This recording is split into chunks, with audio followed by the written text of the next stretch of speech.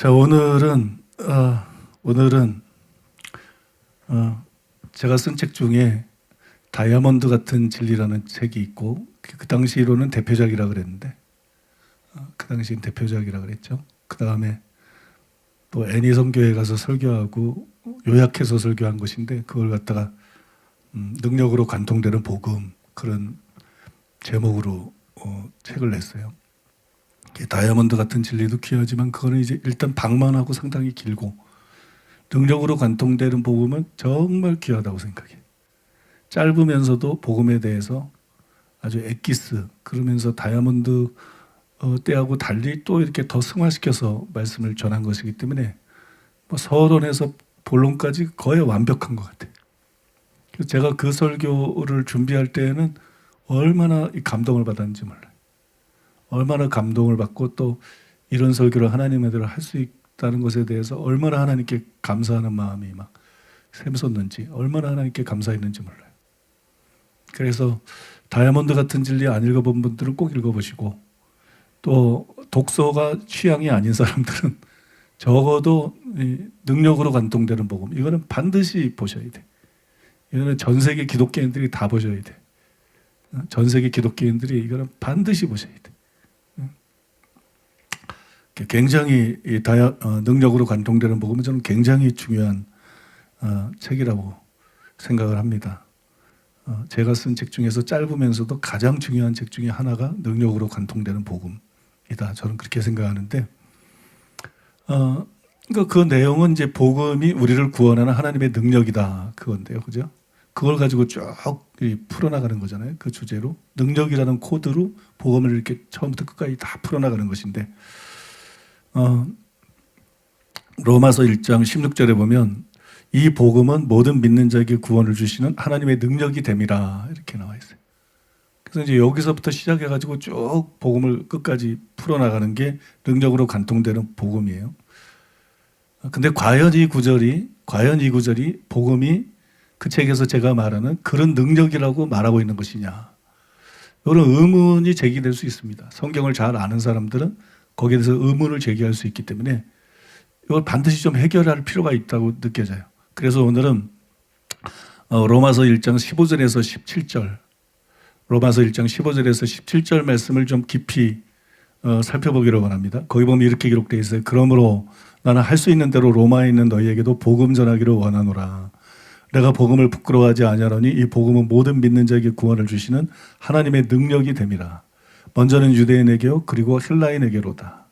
복음에는 하나님의 의가 나타나서 믿음으로 믿음에 이르게 하나니 기록된 바 오직 의는 믿음으로 말미암아 살리라 함과 같으니라. 제가 성경을 보면서 참 내가 성경 모르는 게 많다. 그 무지를 통감하고 또 그런 심각한 문제의식을 가지고 이 시간만 흘려보낼 게 아니라 이젠 내가 모르는 성경 구절들은 반드시 집중적으로 연구해서 알고 넘어가야 되지 않겠나. 그래서 이제 그런 작업들을 저 스스로 하고 있는데, 이게 지금 가져나온 게 이게 더글라스 무의 책이에요. 더글라스 무의 로마서 주석인데, 로마서부터 좀 제대로 알아야 되지 않겠나. 그 로마서부터 각 구절에 대해서 적어도 내가 이 구절이 뭘 의미한다는 걸 정확하게 개념 파악을 하고 넘어가야 되지 않겠나. 그래서 이제 더글라스 무 책을 두꺼워서 이거 다 읽다가는 이런 무 먹다가 이빨 다 나갈 것 같고 그래서 이제 1장부터 구절을 읽고 내가 정확하게 이 구절의 의미를 정확하게 파악하고 있지 못하다. 이 구절은 정확하게 무슨 뜻이지? 이런 이제 의문이 나는 것들을 중심으로 해서 살펴보고 있어요. 그래서 지난주부터는 수양관에서 이제 그 일을 하고 있는데 그래서 이제 지난주에는 로마서 1장하고 로마서 2장을 살펴봤어요. 로마서 1장과 2장을 살펴봤는데 로마서 1장에서 제가 제일 관심 있었던 게 뭐냐면 지금 오늘 같이 읽은 로마서 1장 15절에서 17절이에요. 15절이야 뭐 의미가 분명하지만 특별히 17절에 관해서 제일 유명하지만 참 모호한 참 어려운 말씀이에요. 복음에나 하나님의 의가 나타나서 믿음으로 믿음에 이르게 하나니 기록된 바 오직 의는 믿음으로 말미암아 살리라 함과 같으니라. 이 말씀에 대해서 이제 지난주에 자세히 살펴봤습니다. 근데 다이아몬드 같은 진리, 또 능력으로 관통되는 복음, 이거는 로마서 1장 16절에 기초한 것은 아니에요. 복음은 하나님 모든 믿는 자를 구하는 하나님의 능력이 됨이라. 이게 17절인데 16절이죠. 로마서 1장 16절에 근거한 것은 아닙니다. 그걸 근거해서 거기서 이제 이 진리가 꼭 나온 건 아니라는 거예요. 그 구절을 가지고 설명하는 거지. 그래서 그 진리는, 두 책에 나온 진리는 로마서에 나오는 전체적인 메시지에 근거한 거예요. 로마서가 계시하고 있는 그 복음, 로마서 전체가 계시하고 있는 복음, 그 전체적인 메시지에서 나온 것이기 때문에 1장 16절의 의미가 꼭 내가 말하는 그 의미가 아니라도 다이아몬드 같은 진리에 나오는 그 복음 진리나 능력으로 관통되는 복음에 나오는 그 진리는 전혀 하자가 없는 것, 전혀 문제가 없고 그거는 분명한 성경적인 진리고 하나님의 말씀인데, 그렇더라도 두 책에 나온 그 진리가 너무 중요하기 때문에, 복음이 전 세계적으로 많이 실속돼 있고 한국 교회도 마찬가지고, 그것 때문에 뭐 수많은 신자들이 평생 예수를 믿고도 생명으로 인도하는 좁은 길이 어딘지를 몰라서 교회 안에서 지옥 가는 사람이 너무 많고, 목사나 뭐 선교사들 자체도 지옥 갈 사람들이 너무 많은 실정이기 때문에 이거는 교회의 현실에 비추어 볼 때 너무 중요한 진리죠. 너무 중요한 진리이기 때문에 확실하게 하기 위해서 반드시 해결하고 넘어가야 될 필요가 있다, 그렇게 생각을 합니다. 그래서 오늘 이 구절들에 대해서 15절에서 17절까지 함께 깊이 생각해 보기를 원하는데요. 바울이 로마서 1장 15절에서 뭐라 그랬느냐? 그러므로 나는 할 수 있는 대로 로마에 있는 너희에게도 복음 전하기를 원하노라. 나는 할 수 있는 대로 복음 전하기를 원한다. 저 WCC 뭐 이런 데는 종교 다원주의에 물들어가지고 선교할 필요가 있느냐, 이런 뭐 마귀 소리 같은 소리를 하고 있는데, 그죠? 저 카톨릭은 완전히 음녀가 돼가지고 뭐 어떤 종교나 믿어도 다 되지, 뭐 이런 완전히 저건 마귀 집단이야. 마귀 집단 카톨릭. 완전히 음녀 집단이고 잘못된 것이지. 그런데 바울은 그러지 않았어요. 바울은 나는 할 수 있는 대로 로마에 있는 너에게도 복음 전하기를 원한다. 예루살렘에서 복음을 전하기 시작해서 곳곳에서 복음을 전했는데 멀리 떨어지지 않는 로마. 나는 할 수 있는 대로 로마에 있는 너희에게도 복음 전하기를 원하노라. 이게 하나님의 사람이에요. 이게 하나님의 사람. 복음이 온 세계 모든 사람에게 필요하다. 복음만이 유일한 희망이다. 그래서 복음 전하기를 간절히 원하는 이 갈망, 열망, 이게 없으면 그건 목사도 아니고 그건 아무것도 아니야. 이게 있어야 돼요. 그죠? 그러니까 바울 속에 이런 게 있었다고요. 그러면 바울은 왜 이렇게 복음을 전하기 원했죠? 왜 이렇게 복음을 전하기 원했습니까? 그게 16절에 나오는데, 내가 복음을 부끄러워하지 아니하노니 이 복음은 모든 믿는 자에게 구원을 주시는 하나님의 능력이 됨이라. 먼저는 유대인에게요, 그리고 헬라인에게로다. 헬라인은 지혜를 찾는데 복음이 그렇게 사람이 듣기에 지혜로워 보이지도 않고, 또 유대인은 표적을 구하는데 복음이 그런 표적 같지도 않고, 그러니까 이게 복음을 부끄러워할 수 있어요. 사람들에게 탁 어필되는 게 아니기 때문에 이게 복음을 부끄러워. 근데 복음은 그럼에도 불구하고 바울은 복음을 부끄러워하지 않아요. 바울은 복음을 부끄러워하지 않아요. 바울은 복음을 자랑하기를 원해. 바울은 복음을 전하기를 원해. 왜 그러냐? 왜 그러냐? 이 원문에 보면 왜냐하면 가르로 시작되고 있어요. 16절 말씀이 가르로 시작되고 있기 때문에 왜 그런 복음 전하기를 원하느냐? 왜냐하면 이 복음은 모든 믿는 자에게 구원 주시는 하나님의 능력이 되기 때문이다. 유대인에게 또 헬라인에게. 유대인도 복음을 통해서만 구원받을 수 있고 헬라인도 복음을 통해서 구원받을 수 있고, 복음이 모든 믿는 자에게 구원을 주시는 하나님의 능력이 되는 것을 확신하기 때문에, 이게 확신하기 때문에, 그게 사실이기 때문에 바울은 여러분 할 수 있는 대로 로마에 있는 사람들에게도 복음 전하기를 원한 것이에요. 근데 또 그 다음 구절에 보면 이렇게 나옵니다. 17절이죠. 복음에는 하나님의 의가 나타나서 믿음으로 믿음에 이르게 하나니 기록된 바 오직 의인은 믿음으로 말미암아 살리라 함과 같으니라. 여기 제일 헷갈리는 단어가 믿음에서 믿음으로. 한국말인데 한국말이 아니야 이거는. 믿음에서 믿음으로 이르게 하나니. 응? 그죠? 아니네. 여기 보니까 믿음으로 믿음에 이르게 하나니. 그죠? 믿음으로 믿음에 이르게 하나니. 이거 한국말이 아니에요. 이거 한국말인데 이건 우주인의 말이에요. 무슨 뭐야 이게 도대체. 믿음으로 믿음에 이른다는 말이 뭐예요? 수많은 학설들이 있어요. 수많은 학설들이 있는데 이 믿음으로 믿음에 이르게 한다. 이 뭘 표현한 거냐면 아주 간단히 말하면 전적으로 믿음으로 된다. 그런 뜻입니다. 전적으로 믿음으로 된다. 오직 믿음으로 된다. 그걸 이렇게 표현해요. 이건 믿음 외에 다른 거로는 안 된다. 응? 뭐가? 구원이 믿음 외에 다른 거로는 도저히 구원받을 수가 없다.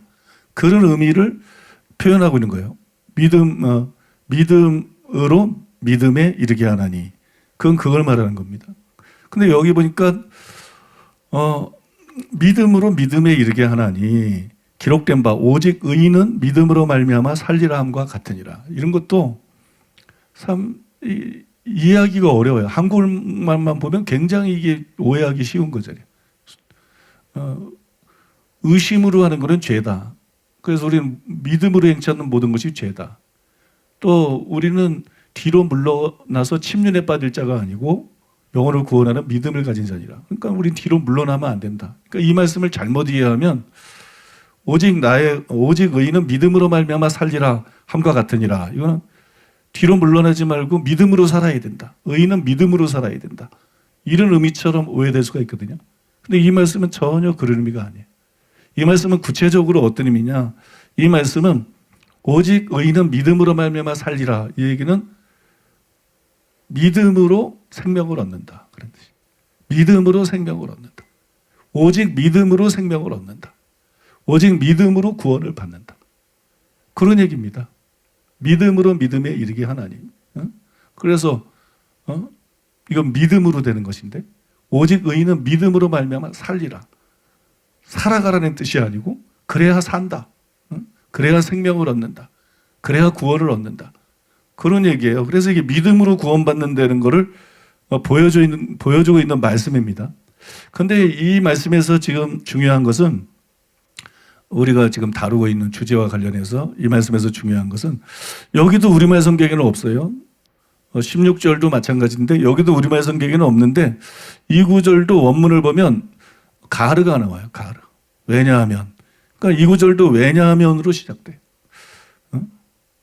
그러니까 이 구절은 어떤 것이냐? 16절은 바울이 15절에서 복음 전하기를 원하는데 왜 복음 전하기를 원하느냐?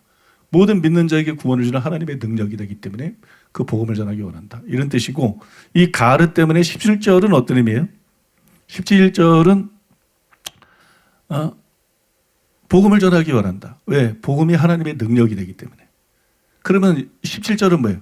왜 복음이 하나님의 능력인가? 왜 복음이 하나님의 능력인가? 그걸 보여준 거예요. 왜 복음은 사람을 구원하는 믿는 자들을 구원하는 하나님의 능력이 되는가? 그래서 왜냐하면 왜 복음이 하나님의 구원하는 능력이 되느냐 하면 그것은 복음에는 하나님의 의가 나타나기 때문이다.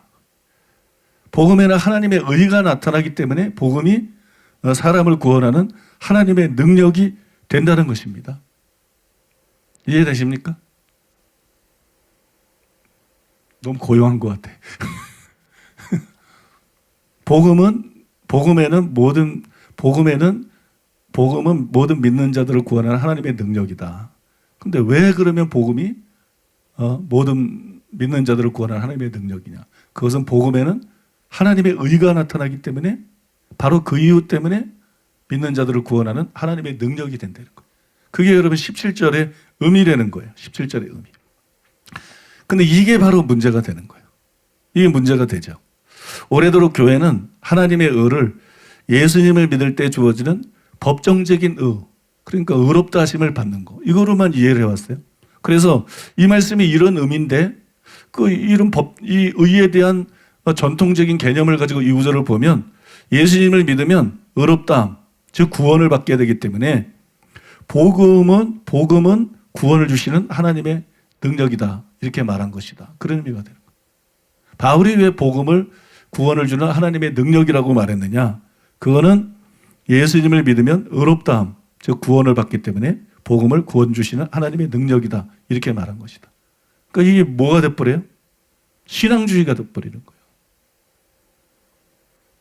거예요. 복음은 믿는 자들을 구원하는 하나님의 능력이다. 이게 복음이 어떤 사람들을 구원하는 어떤 실제적인 능력, 능력으로 관통되는 복음에서는 그게 결국 믿을 때 주어지는 성령의 능력, 우리를 거듭나게 하는 성령의 능력을 뜻하는 거잖아요. 근데 의롭다함을 법정적인 의미로만 볼 때 이 구절은 그런 의미가 아니고 예수님이 믿을 때 우리가 의롭다함을 받으니까. 그러니까 복음이 모든 믿는 사람에게 구원을 주는 하나님의 능력이 됩니다. 그러니까 이게 완전 신앙주의죠. 교계 안에 두루 퍼져 있는 그냥 신앙주의를 옹호하는 말씀이 돼버리죠. 이건 완전히 신앙주의를 합법화하는, 그죠? 신앙주의의 근거가 되는 그런 말씀이 돼버린다. 그러니까 이게 문제가 되는 거예요. 그러면 과연 이 문제를 우리가 어떻게 해결해야 될까요? 그걸 이렇게 설명할 수 있을 것 같아요. 물론 하나님에 의해 법정적인 의라는 의미가 있습니다.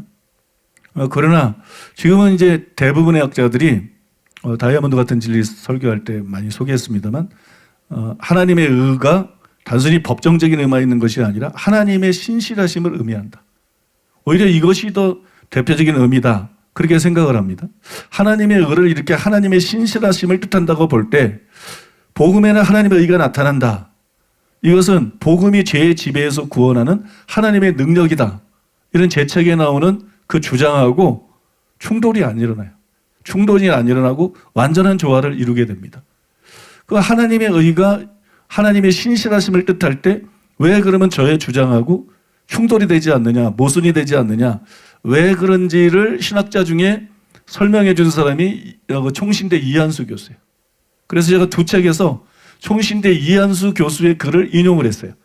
총신대 이한수 교수의 글은 왜 하나님의 의를 하나님의 신실하심으로 보면 이것이 복음이 능력이 된다는 것이 실제로 우리를 구원하는, 우리를 거듭나게 하는, 변화시키는 성령의 능력을 뜻한다는 그런 의미하고 모순이 되지 않는지, 그거를 부정하고 신앙주의에 빠지는 것이 되지 않는지, 그거를 이한수 교수님이 잘 설명했는데, 그래서 제가 인용을 했는데 이렇게 인용했습니다. 제 책에서. 여기서 우리는 몇 가지 사실을 관찰할 수 있다. 첫째로 계시된다는 말은 묵시적 뉘앙스를 지니고 있지만 묵시문헌의 이원론적 사상과 다른 것은 죄인들을 구원하시는 하나님의 행동이 현 세대 가운데 지금 나타나고 있다는 사실이다. 둘째로 하나님의 은은 자신의 백성을 구원하시는 그의 언약적 성실성과 관련하여 이해해야 한다. 하나님은 자기 백성과 언약을 맺으시고 그들을 원수들로부터 구원하시고 보존하시기로 약속하셨다. 하나님의 의의 계시가 믿음에서 믿음에 이른다는 표현은 바로 이런 언약 관계 속에서 이해되어야 한다. 하나님의 은은 구속사의 결정적인 시점에 이르러 하나님의 성실하심에서 출발하여 인간의 믿음을 지향하여 나타난다. 셋째로 우리의 관찰이 맞는다면 하나님의 의를 이해할 때 구원하시는 하나님의 행위적 측면과 구원이란 선물적 측면을 날카롭게 구별해서는 안 된다. 복음이 모든 믿는 자들에게 구원하는 능력이 되는 것은 그 속에 하나님의 의가 나타나기 때문이다. 따라서 복음 안에서 하나님께서 죄인들을 의롭다고 칭하실 때 이걸 괄호하고 행위적 측면이라고 그랬어요. 죄인들은 그 의의 선언으로 말미암아 구원의 은총을 경험하고 새로운 피조물로 창조된다. 여기서는 괄호하고 선물적 측면이다. 그랬어요. 의의 개념이 법률적 배경을 지니고 있다고 해서 칭의 선언은 마치 죄인들을 의인들인 것처럼 여겨주는 단순한 법률적 선언이 아니다. 그것은 그들을 새로운 피조물로 변화시킨다. 때문에 복음은 구원하시는 하나님의 능력을 담지한 메시지이다. 이게 이제 이한수 교수님이 한 말인데 무슨 말인지 알겠는 사람 한번 손 들어보세요. 첫째, 둘째, 셋째 하고 인용을 했잖아요. 그죠? 지금 이한수 교수님이 뭐라고 주장하고 있는지 알아먹은 사람 한번 손 들어보세요. 제가 읽어드릴 때 알아먹은 사람. 아무도 없죠. 그게 정상이에요. 정상. 저도 이 말을 인용했으면서도 이 말의 의미를 완벽히는 몰랐어요. 이 말이 결론적으로 뭘 주장한다, 그걸 가지고 복음이 하나님의 능력이라는 저의 주장을 뒷받침해 주기 때문에 인용을 한 것이지, 지금 이한수 교수가 처음부터 끝까지 뭐라고 말하는지 저도 책을 쓸 때 이해를 못했어요. 이해를 못하고 있었어요. 어떤 사람이 그랬다 그래요. 학자를 정의하기를 학자가 뭐냐? 그러니까 학자를 뭐라고 정의냐면 말을 어렵게 하는 재주가 있는 사람들이다. 참 맞는 말인 것 같아. 맞는 말. 학자는 뭐냐? 말을 어렵게 하는 재주가 뛰어난 사람. 그런 사람이 학자다. 폭풍 공감이 되죠. 조금 전에 이 글이 이게 도대체 한글인데 이건 영어보다 더 힘들어, 그죠? 영어는 뭐 사전이라도 찾아가면 좀 알 수 있지. 이건 영어보다 더 어려워. 과연 이 말이 무슨 뜻인가? 이거 알고 넘어가야 되겠다. 그래서 이게 정말 내가 그 두 책에서 말한 대로 정말 이 틀림없이 그 근거가 되는가? 그걸 이게 중요한 문제이기 때문에 한번 확인을 하고 넘어가야 되겠다. 그래서 제가 지난주에 수양관에서 이거부터 한번 연구를 해봤어요. 연구를 해봤는데, 자, 이제 이한수 교수님 인용해 준 말을 하나씩 읽어가면서 이게 무슨 뜻인지를 좀 설명을 해드리겠습니다. 이한수 교수님이 이렇게 말해서 첫째로 계시된다는 말은 묵시적 뉘앙스를 지니고 있지만 묵시문헌의 이원론적 사상과 다른 것은 죄인들을 구원하시는 하나님의 행동이 현 세대 가운데 지금 나타나고 있다는 사실이다. 여전히 이해가 안 되죠. 여전히 이해가 안 되죠. 여기 이원론이라는 말이 나와요. 이원론. 이원론이라는 말이 나오는데 플라톤이 이원론을 주장했죠. 그죠? 뭐 이데아의 세계 뭐 이래가지고 플라톤이 이원론을 주장을 했는데 여기 나오는 이원론은 플라톤이 말한 그 이원론하고 뭐가 납니다. 그걸 말하는 게 아니에요. 여기 말하는 이원론은 유대 묵시문헌에 나타나 있는 이원론을 말하는 거예요. 그럼 유대 묵시문헌에 나타나 있는 이원론이 뭔지를 알아야 지금 이한수 교수가 뭐라고 얘기를 하고 있는지를 알 수 있는 거예요. 그러니까 나는 유대 묵시문헌에 나타나는 이원론에 대해서 아는 바가 없어요.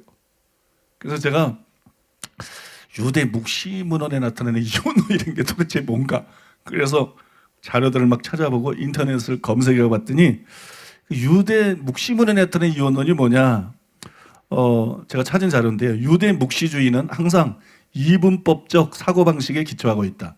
땅의 실제 대 하늘의 존재, 현 세대 대 다가올 세대, 뭐 기타 등등. 그리하여 묵시문학은 종말과 관련하여 두 시대 개념을 가지고 있다. 묵시문학의 사상에서 항상 이원론은 현 세계와 오는 세계 사이의 대립을 나타낸다. 그래야 이원론은 모순되는 현실을 극복하고 희망을 갖고 살게 해준다. 이게 여러분 유대 묵시문헌에 나타나 있는 이원론에 대한 설명을 제가 좀 이렇게 요약해서 내 말로 바꿔서 이렇게 기록해 놓은 거예요. 이게 유대 묵시문헌에 나타나 있는 이원론이에요. 근데 이한수 교수는 복음에는 하나님의 의가 나타나서 17절에 나타나서, 이 나타나서라는 단어가 계시된다는 뜻이죠.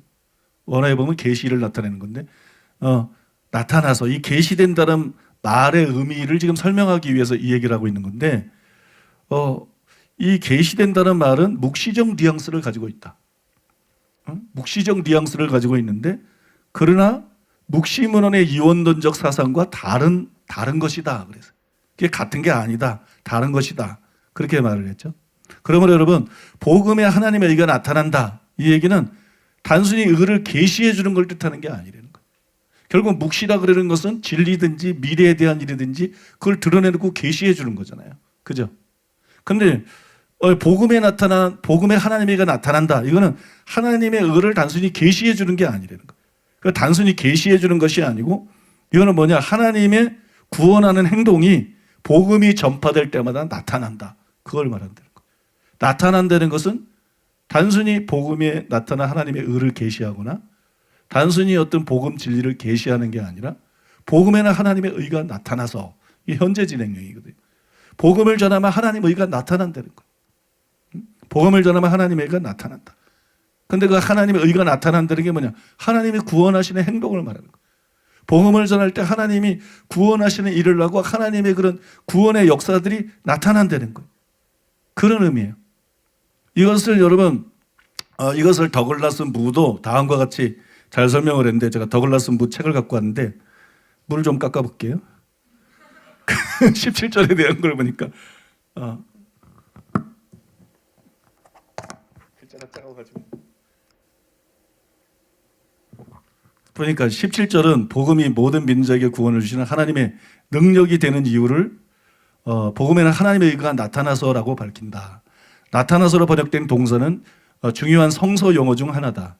본래 의미가 노출시키다인 이 동사와 동계의 명사인 계시는 바울이 하나님의 구속 계획의 여러 국면과 요소들이 궁극적으로 폭로되는 것을 가리키기 위해 전형적으로 쓰는 용어들이다. 이 폭로가 어떤 경우에는 하나님의 목적들에 관련되는 다양한 진실들을 식자가 인지할 수 있도록 노출시키는 것이다. 그러나 다른 경우에는 유대교 묵시록 기록자의 언어와 개념들을 원용하여 바울이 이 단어를 하나님의 구속 계획이 인류 역사의 지평에서 펼쳐지는 대로 노출되는 것을 가리키기 위해서 쓴다. 여기서 전자의 인지적인 의미를 채택한다면 바울은 복음이 우리에게 알려지는 방법 또는 복음이 우리에게 하나님의 의에 관해 알려주는 방법에 관해서 말하고 있는 셈이다. 그러니까 복음에 나타난 하나님의 의가 어떤 개념인지 어떤 의미인지 그걸 설명하는 게 되는 거죠. 나타나서라는 말이. 그럴 경우엔. 하지만 우리가 나타나서의 보다 역사적인 의미를 받아들인다면 바울의 요지는 복음이 하나님의 의를 어떤 식으로든 현실적으로 분명히 드러낸다는 또는 존재케 한다는 것이 될 것이다. 이 후자의 역사적인 의미로 해석하는 것이 1장 17절에서는 보다 바람직하다. 이것은 바울의 글에서 이 동사가 가장 빈번히 취하는 의미이며 그것이 1장 18절에서 나타나다가 취할 수 있는 가장 적절한 의미에도 합치되고 1장 18절에 보면 하나님의 진노가 하늘로 쫓아서 나타난다 그랬잖아요. 이게 나타나서 똑같은 단어거든요. 하나님의 진노가 하나님의 진노가 하늘로부터 쫓아서 나타난다는 것은 하나님이 그런 진노를 가한다는 거예요. 하나님의 행동을 말하는 거거든요. 어떤 개념을 보여주는 게 아니라 하나님의 행위를 말하고 있는 거다. 하나님이 그런 진노를 가한다는 거죠. 심판을 가한다는 거죠. 그러니까 여기서 17절에 복음에는 하나님이 나타나서 이것도 단순히 개념을 보여주는 게 아니라 하나님의 행동을 말한다는 거예요. 하나님의 어떤 구원하시는 행동을 말한다는 것입니다. 3장 21절에 연관된 진술인 하나님의 의가 나타났으니에도 합치된다. 하지만 3장 21절과 1장 17절 사이에는 중요한 차이가 하나 있으니 동사의 시제가 그것이다. 3장 21절의 완료 시제는 하나님이 그의 의를 세우기 위해서 결정적으로 개입하실 대로 십자가에 관심을 집중시킨다. 반면에 1장 17절에서는 현재 시제가 쓰여서 바울이 복음을 전하는 일과 관련하여 진행 중인 과정 또는 일련의 조치를 생각하고 있음을 시사한다. 복음이 어디서 선포되건 간에 최후의 완벽한 모습을 갖출 하나님의 의가 드러나는 일은 진행되고 있는 것이다. 그렇게 썼어요. 그러니까 복음에는 하나님의 의가 나타나기 때문에 믿는 자들을 구원하는 하나님의 능력이 되는데 복음에 하나님의 의가 나타난다는 것은 복음에 나타난 하나님의 의가 어떤 개념인지를 단순히 계시해 주는 게 아니라는 거예요. 복음에 하나님의 의가 나타난다는 것은 여러분 하나님의 구원 행위를 말한다는 거예요. 실제로 의가 발생하도록 하는 의를 행할 수 있게 하는 그런 하나님의 죄인들을 구원하는 하나님의 어떤 구원 행위를 거기서 의미한다는 거예요. 그게 나타나서 그러는 거예요. 그래서 현재 시제로 썼다는 것입니다. 그래서 현재 시제로 썼다는 것인데 그 다음에 두 번째로 이한수 교수님이 말한 걸 보면 둘째로 하나님의 의는 자신의 백성을 구원하시는 그의 언약적 성실성과 관련하여 이해해야 한다. 하나님은 자기 백성과 언약을 맺으시고 그들을 원수들로부터 구원하시고 보존하시기로 약속하셨다. 하나님의 의의 계시가 믿음에 이른다는 표현은 바로 이러한 언약 관계 속에서 이해되어야 한다. 하나님의 의는 구속사의 결정적인 시점에 이르러 하나님의 성실하심에서 출발하여 인간의 믿음을 지향하여 나타난다. 이거는 앞에서 설명한 것을 더 보강해 주는 거예요. 앞에서 설명하는 것을 더 보강해서 말씀해 주고 있는데 복음에는 뭐가 나타나느냐? 복음에 뭐가 나타나느냐? 즉 뭐가 계시가 되느냐? 복음에 뭐가 계시가 되느냐? 하나님의 의가 나타납니다. 하나님의 의가 계시가 돼요. 그런데 하나님의 의는 루터가 말했던 것처럼 법정적인 의뿐만이 아니라 요즘 김세인 교수님을 위시해서 많은 학자들이 주장하는 것처럼 하나님의 언약의 성실성, 신실성을 의미한다는 거예요. 그리고 하나님의 언약의 성실성이라는 게 뭐냐? 그거는 하나님과 하나님의 백성이, 그게 구약에는 이스라엘이고 신약에는 기독교인이 되겠죠. 하나님과 하나님의 백성이 언약을 맺은 거예요. 그죠? 우리는 하나님의 백성이 되고 하나님은 우리의 하나님이 되고, 그래서 우리는 하나님을 믿고 순종하고 섬기고, 하나님은 우리를 구원하고 보호하고 지켜주시고 돌봐주시고, 그죠? 그러니까 하나님의 언약적 신실성은 당신의 백성들을 위기에서, 어려움에서, 사망에서, 죄에서 구원해 주는 것하고 관계된 것이 하나님의 언약적 신실성인 것이에요. 때문에 복음에는 하나님의 의가 나타난다. 이 말은 루터가 이해했던 것처럼 단순히 우리를 의롭다고 해주시는 것을 말하는 게 아니다.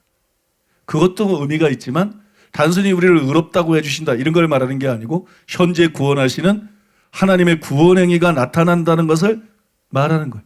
복음이 전파될 때 그런 구원의 역사가 실제로 일어난다. 죄에서, 사망에서, 멸망에서 구원하는 그런 구원하는 역사가 실제로 일어난다는 것을 의미한다. 그거를 지금 설명하고 있는 것입니다.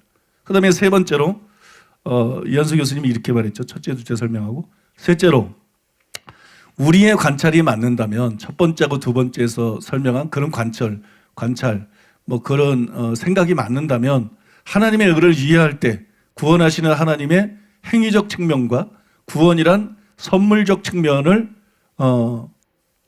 날카롭게 구분해서는 안 된다. 복음이 모든 믿는 자들에게 구원하는 능력이 되는 것은 그 속에 하나님의 의가 나타나기 때문이다. 따라서 복음 안에서 하나님께서 죄인들을 의롭다고 칭하실 때, 이 행위적 측면, 하나님께서 의롭다고 말씀하시니까, 칭하니까 행위적 측면이다. 그렇게 보는 거고, 죄인들은 그 의의 선언으로 말미암아 구원의 은총을 경험하고 새로운 피조물로 창조된다. 하나님의 의롭다고 할 때 우리는 의롭다함을 받죠. 칭의를 받죠.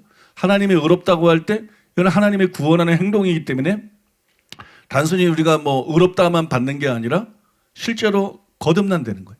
성령의 능력으로 거듭나서 죄를 이기고 하나님 말씀대로 살 수 있는 존재가 된다는 거예요. 그래서 이거를 갖다가 선물적 측면이다. 그렇게 설명을 했어요.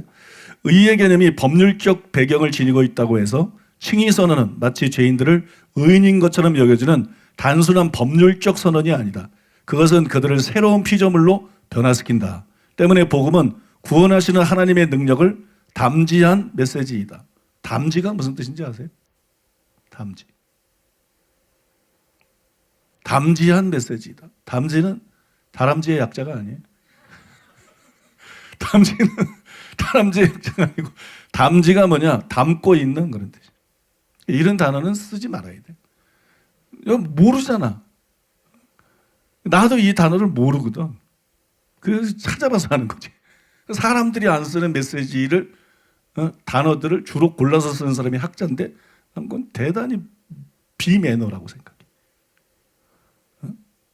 사람을 가르치려고 강의를 하고 사람을 가르치려고 하면서 뭘로 그렇게 지들 잘났다고 자기 똑똑하다고 드러낼 필요가 있나. 사람들이 알아듣겠어요.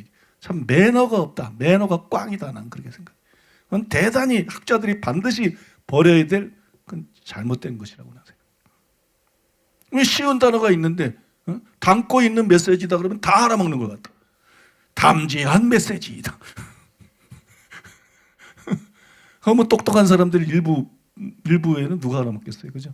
사람들이 평소에 안 쓰는 단어인데, 죽은 언어인데 죽은 언어. 학자들 속에서만 명맥을 겨우 숨을 쉬면서, 이런 건 참 난 비매너라고 생각해. 비매너.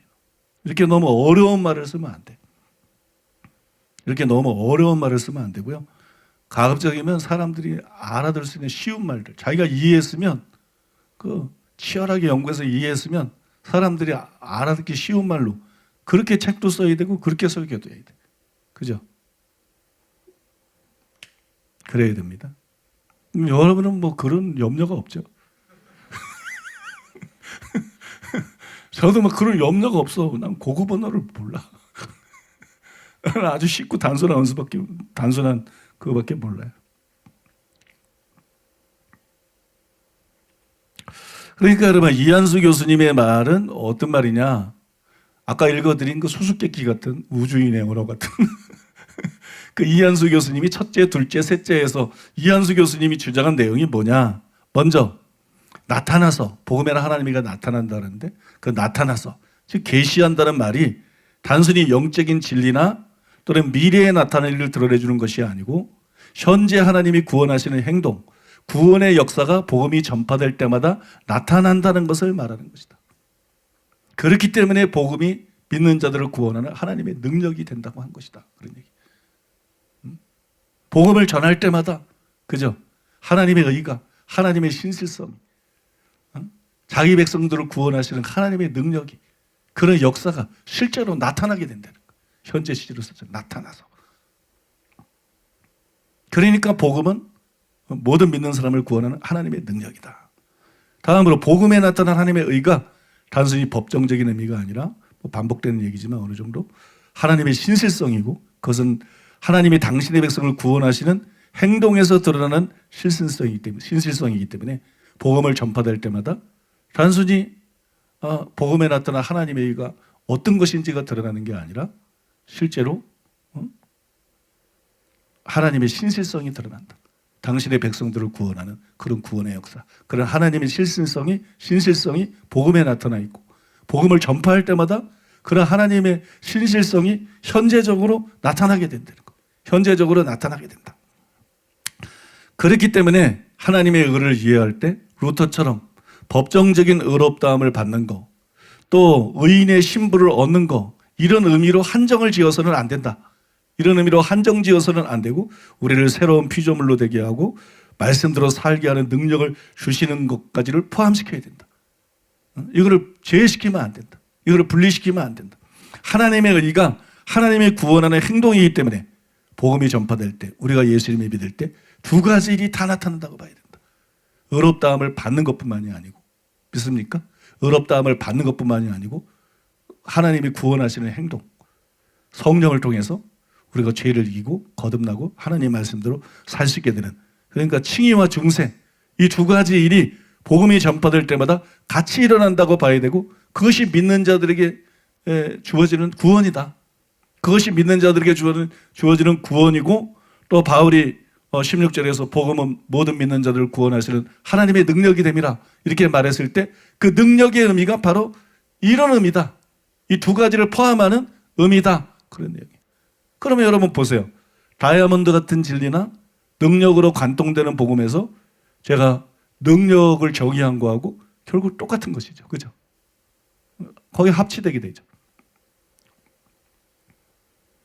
우리가 이거를 다 이해하지 못하고 봤을 때는 문맥을 쭉 따라가는 거예요. 복음은 할 수 있는 대로 로마에 있는 너에게도 복음을 전하기 원한다. 왜?